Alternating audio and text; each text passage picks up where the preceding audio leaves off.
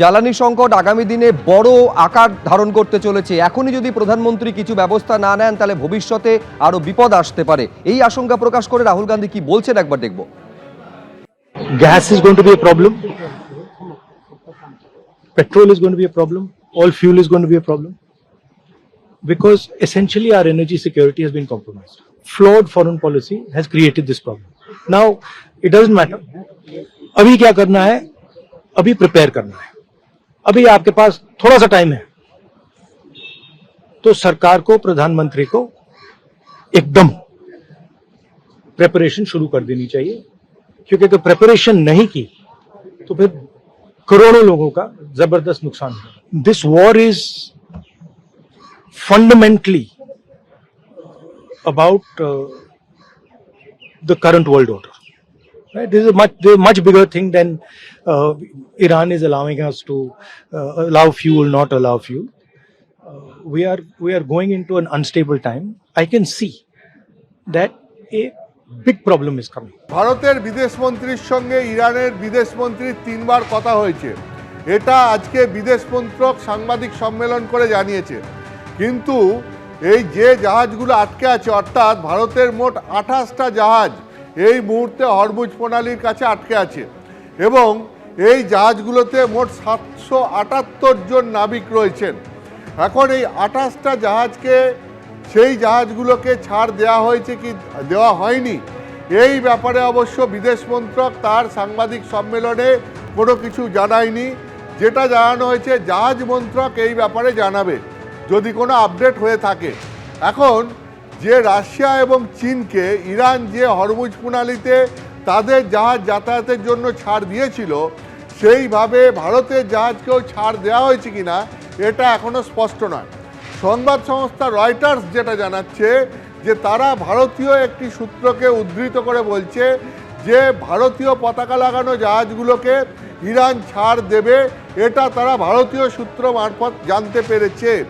কিন্তু এই সংবাদ সংস্থা রয়টার্স আবার এটাও জানাচ্ছে যে ইরানের সোর্স মারফত তারা জানতে পেরেছে যে ভারতের সঙ্গে ইরানের এখনো পর্যন্ত এরকম কোনো চুক্তি হয়নি।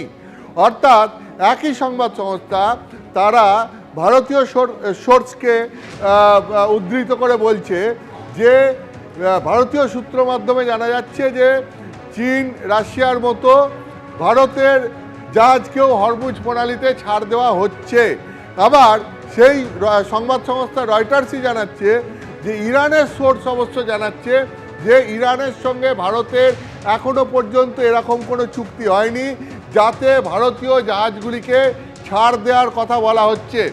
অর্থাৎ একটা জিনিস পরিষ্কার যে ভারতীয় জাহাজকে হরমুজ প্রণালীতে ইরান ছাড় দিচ্ছে কি দিচ্ছে না এটা এখনও পরিষ্কার নয় এবং সরকারি সূত্রে এই ব্যাপারে এখনও স্পষ্ট করে কিছু জানানো হয়নি। বিদেশ মন্ত্রকের তরফ থেকে জানানো হয়েছে ভারতের বিদেশ মন্ত্রীর সঙ্গে ইরানের বিদেশ মন্ত্রীর 3 বার কথা হয়েছে, কিন্তু জাহাজের বিষয়ে এখনও কিছু জানানো হয়নি। তারা যেটা জানিয়েছেন যে 28টি জাহাজ 778 জন নাবিককে নিয়ে হরমুজ প্রণালীর কাছে আটকে ছিল, সেই জাহাজগুলি সেইভাবেই এখনো পর্যন্ত আটকে আছে। এরপরে নতুন কোনো আপডেট দেওয়া হয়নি। নতুন কোনো আপডেট হলে পরে সেটা জাহাজ মন্ত্রকের তরফ থেকে দেওয়া হবে। বিদেশ মন্ত্রকের সাংবাদিক সম্মেলনে এটা আরও বলা হয়েছে যে এই মুহূর্তে 9000 ভারতীয় তারা ইরানে আটকে রয়েছেন। তাদেরকে ইরানের রাজধানী তেহরান থেকে অন্য জায়গায় সরিয়ে নিয়ে যাওয়া হচ্ছে।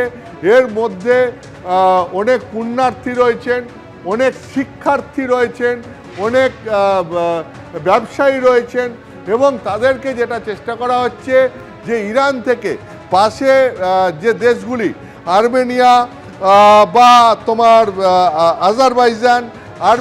আজারবাইজান সেই সমস্ত জায়গায় নিয়ে গিয়ে সেখান থেকে তাদেরকে দেশে ফিরিয়ে আনার চেষ্টা হচ্ছে।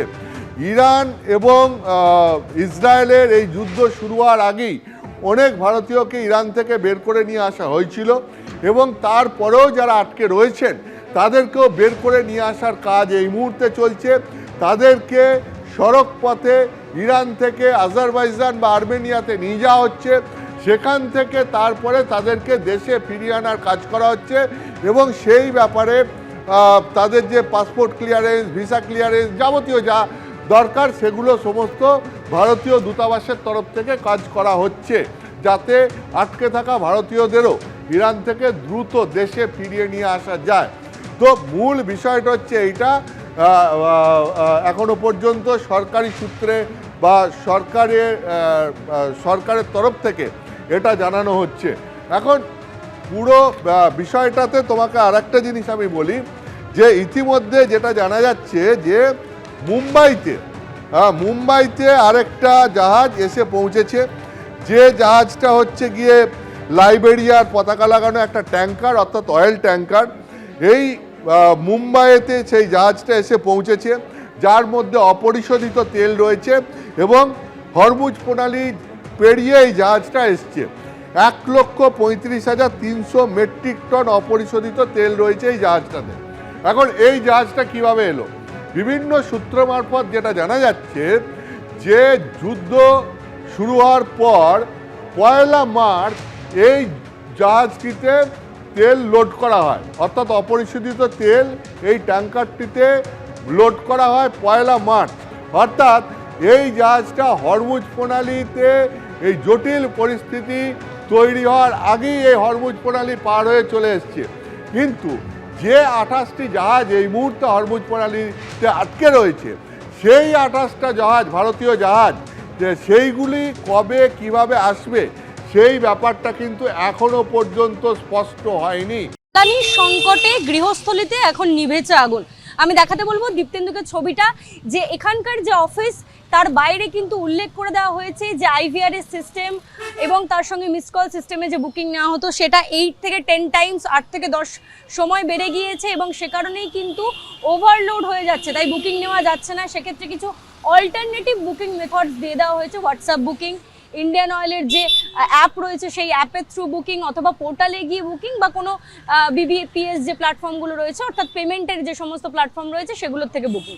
এবং এটাও উল্লেখ করা রয়েছে যে বেস্ট টাইম টু বুক 6টার সময় বলছেন, আফটার 6 PM, 6টার পরে কিন্তু বুকিং হবে। কিন্তু সেক্ষেত্রে উল্লেখ্য যে এই 6টার পরে 10টার পর থেকে কিন্তু সকাল 6টা পর্যন্ত তাদের নন বিজনেস আওয়ার্স, তাই তখন এই সময়ের মধ্যে 10টার পর থেকে যদি কেউ বুকিং করেন তাহলে সেই বুকিং কিন্তু পরবর্তী দিনের 6টার পরে নেওয়া হবে। এবং এই সমস্ত কিছু যদি ফেল করে যায় তাহলে বলছেন যে অ্যাসিস্ট্যান্সের জন্য তারা যোগাযোগ করতে পারেন ইন্ডিয়ান ডিস্ট্রিবিউটরের কাছে। তোমাকে দেখাতে বলবো দীপ্তেন্দুকে এবারে লাইনের ছবিটা, যে গতকাল থেকেই কিন্তু দেখা যাচ্ছে এই ছবি ধরা পড়ছে বিভিন্ন যে গ্যাস ডিস্ট্রিবিউটরের অফিস রয়েছে সেগুলোর বাইরে মানুষের মধ্যে এক উদ্বেগ, প্যানিক, যে তারা গ্যাস পাচ্ছেন না। 7টা থেকে। আচ্ছা, এমনি কবে থেকে চেষ্টা করছেন গ্যাস বুক করার? 4-5 দিন। 4-5 দিন। কালকে তো গ্যাস বুকিং নিল না। হ্যাঁ, তা আজকে বলছে কালকে সার্ভার ডাউন ছিল, আজকে বলছে হওয়ার চান্স আছে। ওই তো কালকেরও মানে সকালে 8:30 দিয়ে লাইন দিয়ে 12টা অবধি, মানে ওনাদের ঋণ হচ্ছে না, বলছে ঋণ নিচ্ছে না, গ্যাস বুক নিচ্ছে না, কোনো ব্যবস্থা নেই আমাদের, বাচ্চা কাচ্চা সব না খাওয়ানো। উদ্বেগেই কিন্তু এখানে দেখা যাচ্ছে যে সাধারণ মানুষ তারা এসে ভিড় করছেন। এবিপি আনন্দ, এগিয়ে থাকে, এগিয়ে রাখে।